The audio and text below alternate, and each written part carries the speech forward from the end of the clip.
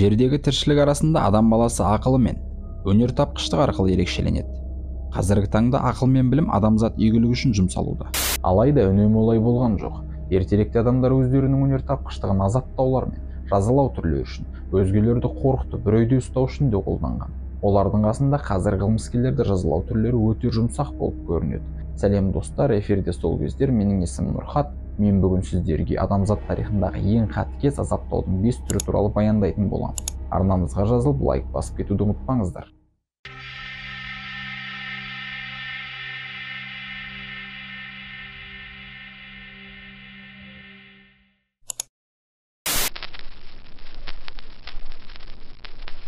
Парсы халқы жазалау мен азаптаудың хас шеберлері болған. Ең қатыгез азаптаудың бір түрін олардың ойлап тапқаны жаңалық емес шығар. Ол туралы сол азаптың куәгері болған ежелгі грек жазушысы әрі тарихшы Плутарх егжей-тегжей баяндап кеткен. Тарихшы Митридат есімді ежелгі парсы жауынгерінің жазалау рәсімінде болған. Бұл жауынгер ішімдікке масайып артық сөйлеп қойған. Ол Арктарсис патшаның жасаған ерлігін өзім жасадым дегенге ұқсайды. Оның мұндай өтірігі мемлекет үшін ең ауыр қылмыстардың бірі болған. Патша бұл туралы біліп қойып, бейбақ жауынгерге азаптаудың скафизм деген түрін қолдануды бұйырған. Бұл азаптауды бастамай тұрып, қылмыскерді жалаңаш етіп шешіндіреді, денесіне толықтай бал жағып шығады. Бұл шыбын-шіркейлер мен араларды шақыру үшін жасалады. Қылмыскерді диарея болуы үшін бал мен сүтке тойдырған. Бейбақтың асқазаны мен ішектері бал мен сүтке толғаннан кейін оны бөшкеге салып қойған. Басы мен қол-аяқтарын сыртқа шығарып қоятын болған. Сол күйінде оны суға тастаған. Митридат күннің астында өзінің дәретімен бөшкені толтырып, бал мен дәретке жиналған шыбын-шіркей оның денесін тірідей жей бастайды. 2 күннен соң оның терісі некрозға шалдығады. Жалпы организмі улана бастайды.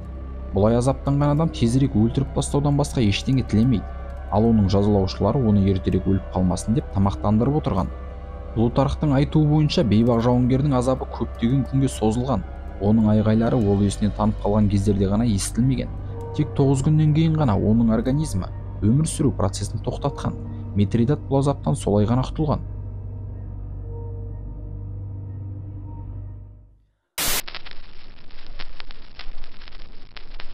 Парсыларға қатыгездік пен өнертапқыштықтан Қытайлар да есе жібермеген. Аспан асты еліндегі бұл атақты жазалау түрі біздің заманымызға дейін пайда болған.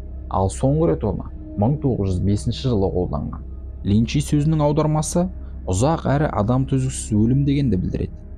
Бірақ көбіне оны мың тілімдік өлім деп атайды. Қылмыскерді шешіндіріп, бөренеге байлап қояды.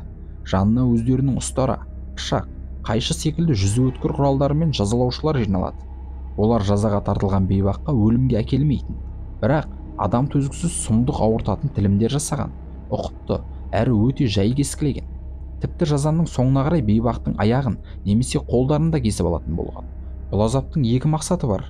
Бірі қылмыскер ұзақ әрі төзгісіз азапталып, көп қан жоғалтып өлсе, екіншісінде қытайлықтар адамның бір мүшесін кесіп алатын болса, келесі өмірде де оның мүгедек боларына сенген. Линчи азабының бірнеше түрі болған. Біріншісінде жәбірленушіні бауыздап алады. Содан кейін ғана оның өлі денесін тілімдей бастайды. Екіншісінде жәбірленушіні опиуммен масайтып, ауырғанды сезбейтіндей етіп тастайтын болған. Ол бүкіл жазалау процесі кезінде есін біліп тұрады, бірақ ауруды сезбейді. Үшіншісінде жәбірленушінің көздерін ағызып тастайды. Ол оның жазалаушылар мен жалпы жазалау процесін көрмеу үшін, бірақ денесіне салынған әрбір адам төзгісіз тілімді сезіп тұрады. Линчи азабы бейбақ өлгесінде жалғаса беретін болған. Мәйітті бөлшектеп, соңында өртеп жіберген. Бұл оның өлілер әлемінде де өмір сүрмеу үшін жасалған. Кейде мәйітті өртемей, жергілікті бақсылар мен емшілерге сататын болған. Олар мәйіттен әртүрлі емдік ұнтақтар, дәрі-дәрмектер мен тұмарлар жасаған.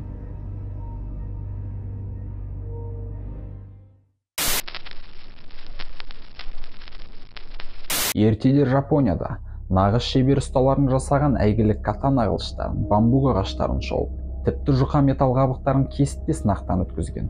Бұл сынақ нағыз өнерге саналған, сол үшін оны тамасигири деп атаған. Бірақ Эдо дәуірінде қылыштарды өлім жазасына кесілгендерді шауып тексере бастады. Аяқ-қолы байланған адамды жерден жарты метрден аспайтын төмпешікке орналастырған. Содан кейін оның денесінің шабылатын жерлерін арнайы сызып алған.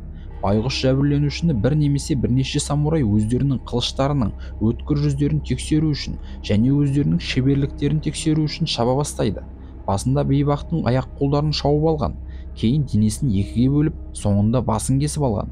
Қылыш шеберлері қылмыскер бірден өліп кетпеу үшін қалай шабу керектігін жақсы білген. Шабуға болатын арнайы сызықтардың аттары да болғанға ұқсайды.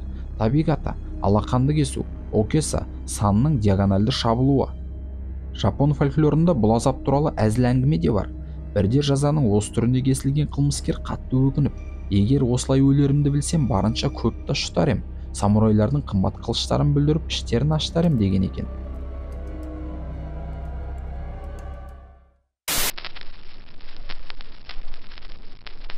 Мұндай азаптар тек қана Азияда емес, Еуропа елдерінде де қолданылған. Азаптаудың хас шеберлері Рим империясы пайда болам дегенше Апеннин түбегінің солтүстік батысын мекендеген этрустар болған. Бұл азапты соңынан римдіктер мәйітпен неке деп атап кеткен. Мұндай азапқа тартылған адамды әлі суымаған мәйітке ерекше тәсілмен байлаған. Антикалық ақын Виргилий бұл жазалау түрін өзінің Энеида поэмасында бет-бетке, қол-қолға деп суреттейді. Толығымен бір-біріне байланған жәбірленуші мен мәйітті жерге жатқызып, өз жөніне қалдырған.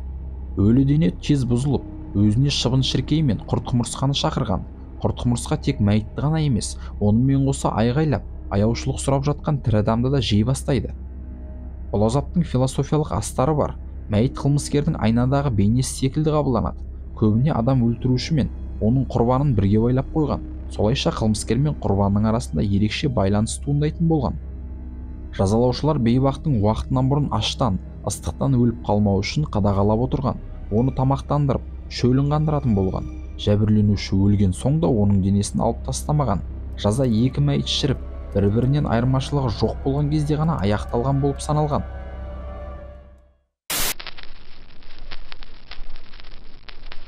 Жазалаудың ең ауыр әрі аянышты түрі Азияның көшпенді халықтарында да болған. Бұл азаптан соң мәңгүрт деп аталатын есуас адам пайда болған. Бұл азапты жужандар, яғни қарақытайлар тұтқынға түскендерге жасаған. Алдымен жәбірленушінің шашын тақырлап алып тастайды. Артынша басына жаңа сойылған түйенің терісін қысып орап қояды. Балғын тері тақырланған басқа жабысып қалады. Әрі қарай жәбірленушіні арнайы ағаштан жасалған қондырғыға байлап қойған. Бұл оның қозғала алмау үшін жасалған. Тырп ете алмайтын бейбақты адамдардан алысыраққа күннің астына апарып тастаған. Бұл олардың адам аярлық дауыстарын естімеу үшін еді. Бұл азап 5 тәулікке созылады. Көпшілік мұндай азапқа төзбей өліп қалады. Түйенің терісі күнге кеуіп қатайып, тартыла бастайды. Бұл бейбақтың басын темірмен қысып жатқандай әсер береді. Азиаттық қатты шаштар түйе терісінің әсерінен сыртқа өсе алмай, керісінше ішке қарай өседі. Ішке өскен шаштар басына мыңдаған ине тығып жатқандай қинайды. Мұндай азаптан тірі шыққан адам мәңгүртке айналады. Олар өздерінің жадын жоғалтып, ешкімді танымай қалады. Тек қожайынның айтқанын ғана істейді. Мәңгүрттер қорлық зорлық атаулының бәрін көріп, миына жазылмастай зақым келген, қай елден шыққанын, кімнен туғанын білмейді. Тек кеудесінде жаны бар, ішіп жеуге, қара дүрсін жұмыстарды атқаруға ғана қабілетті болып келеді. Олар тіпті алыс пен жақында ажырата алмайды. Орыстанып кеткен қазақтарды да сол үшін мәңгүрт деп атайды. Достар, егер сіздерге видео ұнаса, арнамызға жазылып, лайк басып кетуді ұмытпаңыздар. Пікірлеріңізді қалдырып, ойларыңызбен де бөлісе кетіңіздер.